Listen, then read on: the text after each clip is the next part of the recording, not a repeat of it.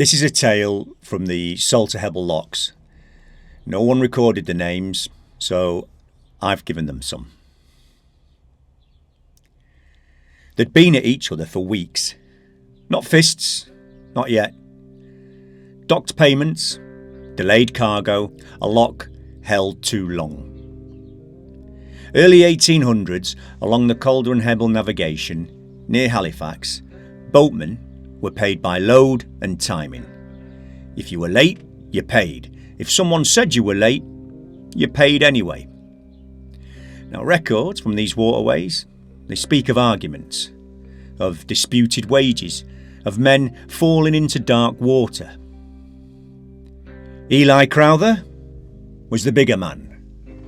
Broad shoulders, heavy boots, and a voice that carried across timber and stone. Matthew Shaw, he kept the books for a carrier.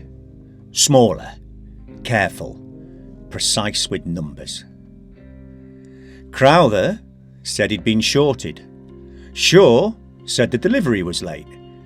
Crowther said the lock had been held against him, and Shaw replied, "Rules are rules." They argued at the beam, at the waterhouse door, and close enough that breath mixed in the cold. Men noticed. No one intervened. Crowther wasn't a man that you stepped between. Then the pub. Low ceiling, ale warming in the glass, smoke sitting thick.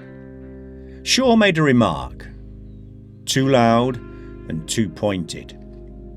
Crowther stood slowly. The heat rolled off him. Benches scraped. And conversation thinned. It wasn't a fight. It was a pursuit, but with words. "You'll not call me dishonest." "I called you late." A few laughed. Not many, but enough. Men shifted aside without being asked. No one touched him. Then he left. The door flung open, the cold air rushed in, and the door slammed shut. The room exhaled. Shaw remained, finished his drink, spoke to no one. He always nodded before leaving, always muttered good night, settled his tab out loud. That night, he didn't. No gesture, no word, just gone. Some remembered that later, not at once, later. Morning came pale over Salterhebble Locks, and a boatman spotted something near the timber. It was a coat sleeve, an arm. Matthew Shaw was pulled from the cut, cold and still. Word travelled fast. Crowther arrived for work as usual, boots heavy on the gravel and cap low. He'd heard the news, stopped, just for a breath. Said nothing. A constable asked questions. "You were seen arguing." "We argued."